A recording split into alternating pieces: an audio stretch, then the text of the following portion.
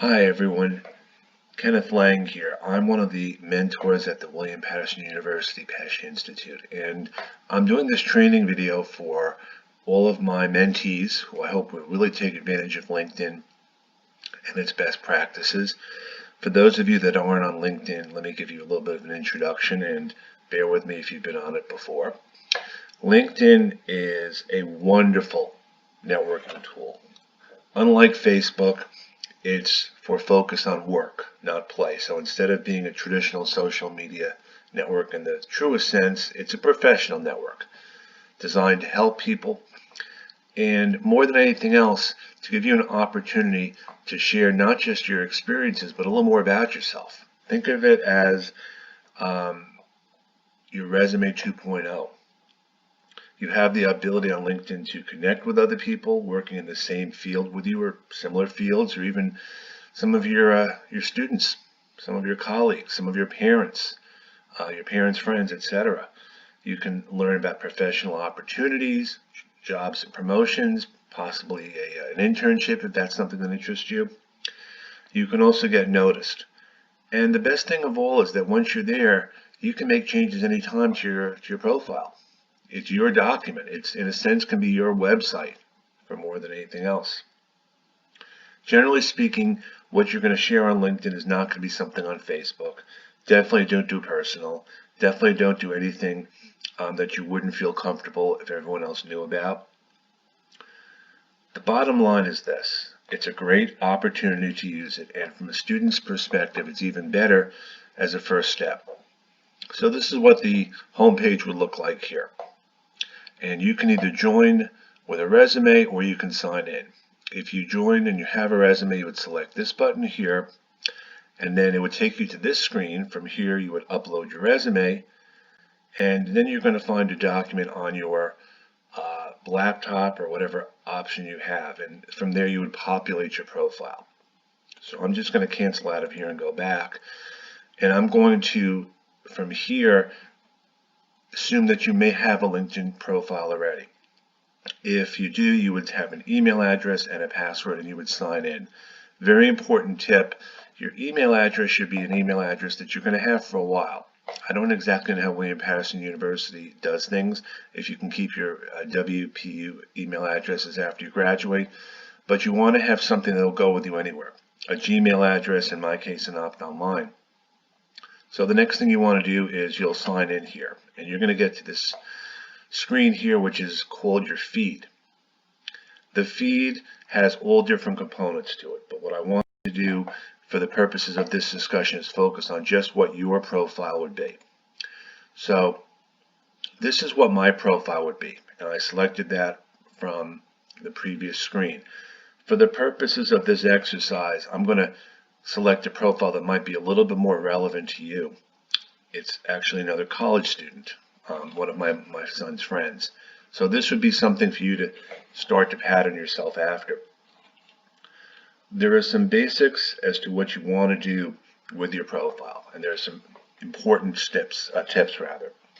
First of all, you want to choose a photo. Generally speaking, on LinkedIn, you are 15 to 20 times more likely to be found if you have a photo. Important thing about a photo, though, is that you want to make sure you look professional. John has a suit and tie on. Others can do business casual. Again, think about it from the perspective of you're going on a job interview. This is what you want people to see. Don't put an image on there that reflects you in a social media way, in a Facebook way.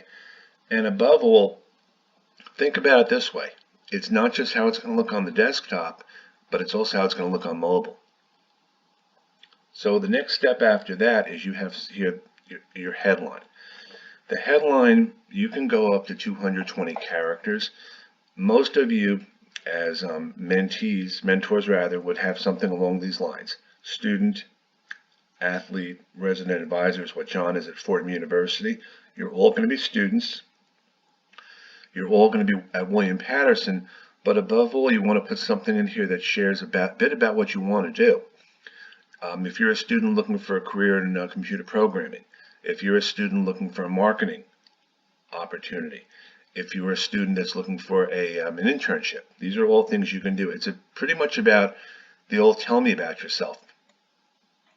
Next thing on here is you want to get down to something called the About section.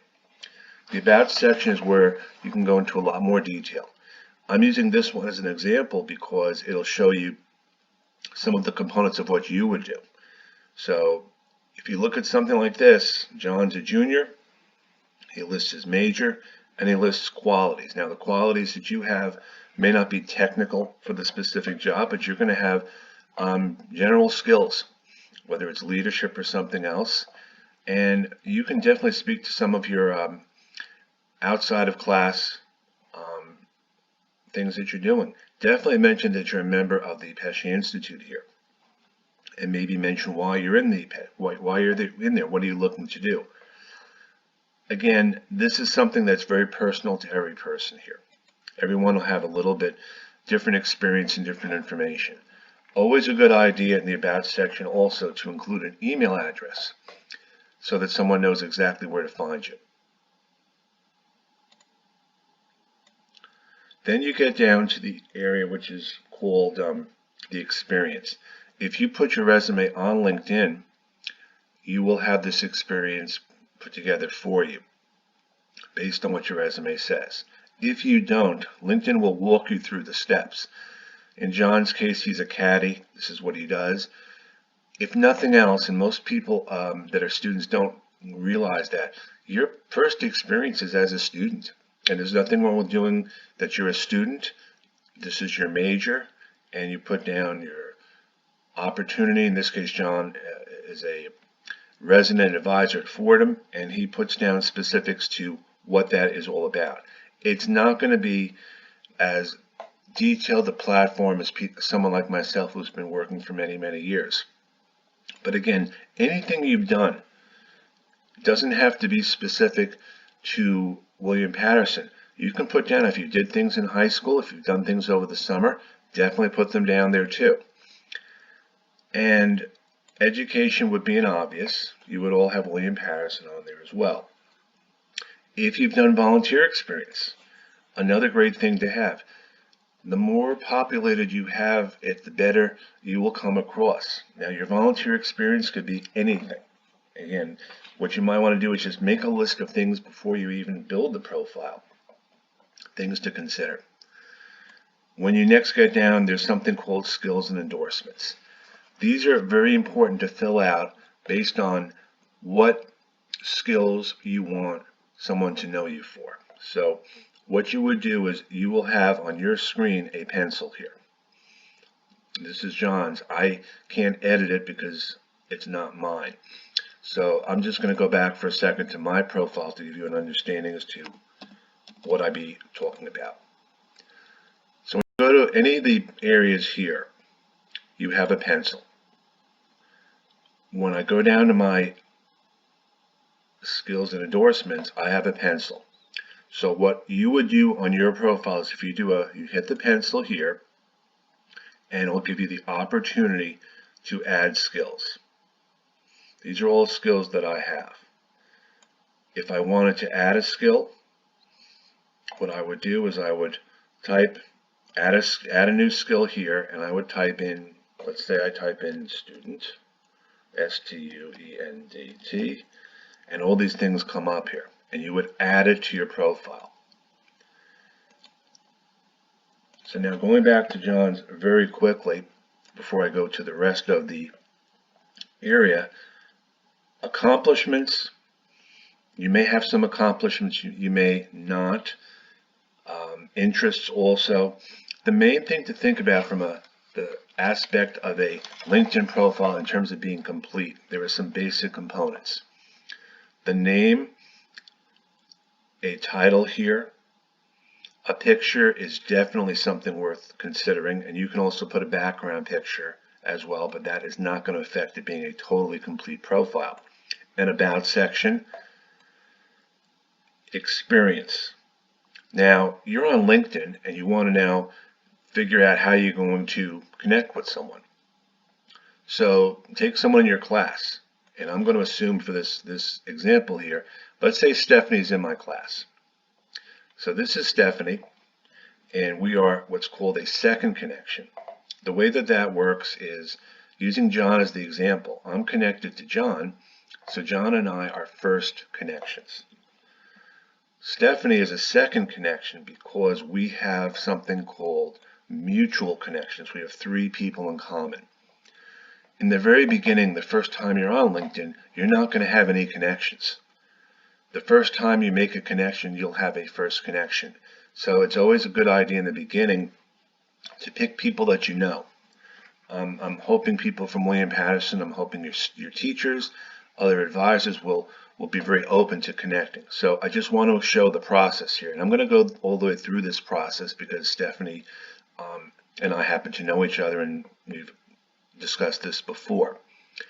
On your profile, the first time, you're going to have these options: connect, message, or more. And I wanted to focus specifically on what connecting means.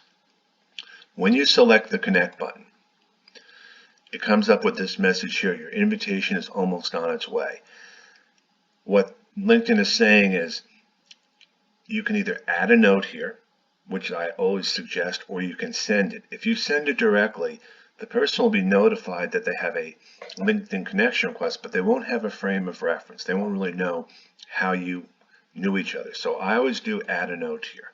And add a note is just something to put it in perspective, just to remind Stephanie. So this is actually going to be the case. Stephanie, it's great being a member of the New Start coaching community. And I'll say best wishes, Kenneth. And then after I select send, it's on the way, and it says pending here.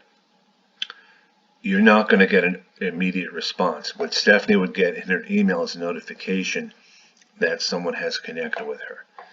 So the way you would find people on LinkedIn is by searching for them. So you can search for all different people. As an example, Debbie Feingold, who I'm sure you know very well, is in the program. If you did a search for her, she would show up, and you could connect with her. It's always a good idea. Think about people that you know really well, people that you know from school, people that you know that your parents know, that your friends know, and reach out to them first, and relatives. When I got started on LinkedIn, the first people I connected with were friends and family. They knew who I was. And every time you connect with someone, you get access to all of their connections. So think about it from the standpoint that it's one connection can have 10 other connections behind them. You really can build out your network. Now, when you first go on LinkedIn, after you've logged on, you're going to be at the home page. So your home page, and this is where I showed you right off the bat, there's different components to it. Your actual profile is here. Information about who viewed your profile and posts. These are great things to think about for the future. For the purposes of now, I just wanted to go through things very high level. So in the middle here is something called a feed. As you build connections, you will find people posting articles. In the beginning, you won't have that much. It's great to read the articles.